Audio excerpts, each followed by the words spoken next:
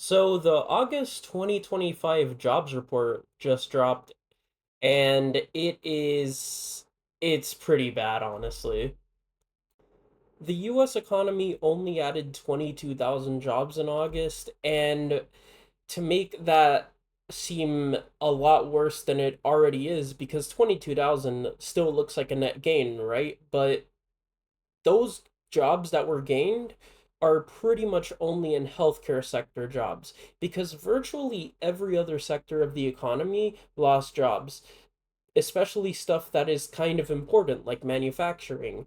So that's kind of concerning. And what's worse is that the US economy has been showing this kind of metric for about 5 or 6 months now. I mean, manufacturing in America has been kind of not doing well for the past few decades for a plethora of reasons that I don't really want to get into right now, but story for another day. But it's been noticeably getting worse this year compared to other years. And furthermore, the economy just overall, if you look at the unemployment rate, that's been gradually going up. And every single jobs report this year has been kind of underwhelming, or even in the case of May and June, they showed really disappointing numbers that might have actually just been overall negative. And this has led to a lot of concern because, well, it's kind of clear where we're headed when you start getting a series of jobs report with these disappointing numbers. So the main question right now is, are we in a recession? Well, I wouldn't say that we're in a recession at this current moment. Recessions are not things that just automatically happen because you think that they're here because a couple bad jobs report or the stock market has been doing bad for a few months. No. The what determines if we're in a recession is going to take a much longer time, and the official way that a recession is declared is if there's two negative GDP quarters. We did have a negative GDP quarter in the second quarter, but then we had a positive one in the third quarter. So if a recession is declared, it's not going to be until mid 2026. And I'm still 50-50 on whether or not we're dealing with a recession or the economy is just having a really bad period of stagnation, because again, we're not necessarily bleeding like we were in 2008 or 2020 right now. We're not showing those signs, but we are showing stagnation or moderate decline, but just not enough to be considered severely concerning or detrimental to the economy as of yet.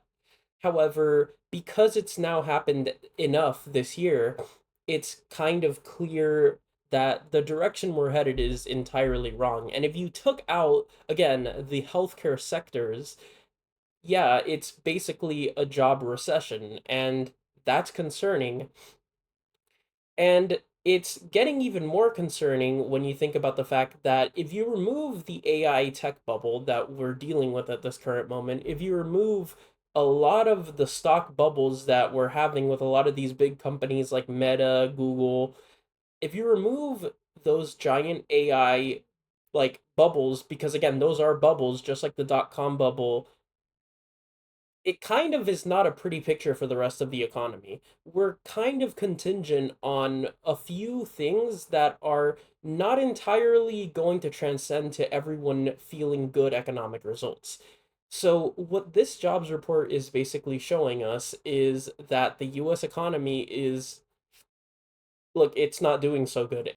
There's not really much of a way that you can spin it if you remove the healthcare jobs that have been added and that AI bubble, which will eventually burst.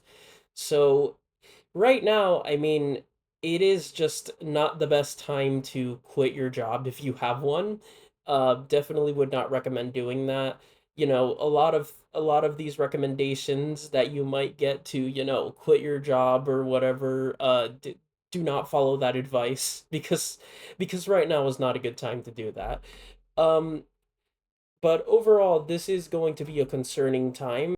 I do think that this month will be the month that Jerome Powell does rate cuts, and he might also do rate cuts in October as well, because of the fact that these numbers are definitely going to be huge incentives for him to do so, and he's been very pragmatic about it. And despite what many say, he has been doing a good job carefully looking at what he should do.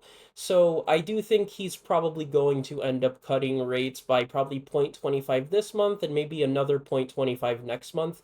After that, we'll see.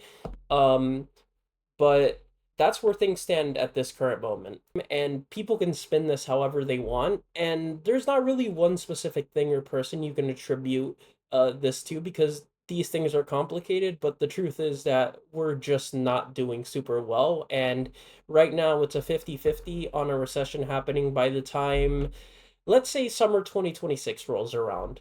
So just watch for the next three jobs report this year. Let's see how the year concludes. And hopefully it doesn't continue to stagnate slash go negative, but I am not holding my breath at this current moment. The economy is definitely, it's definitely having a lot of tension.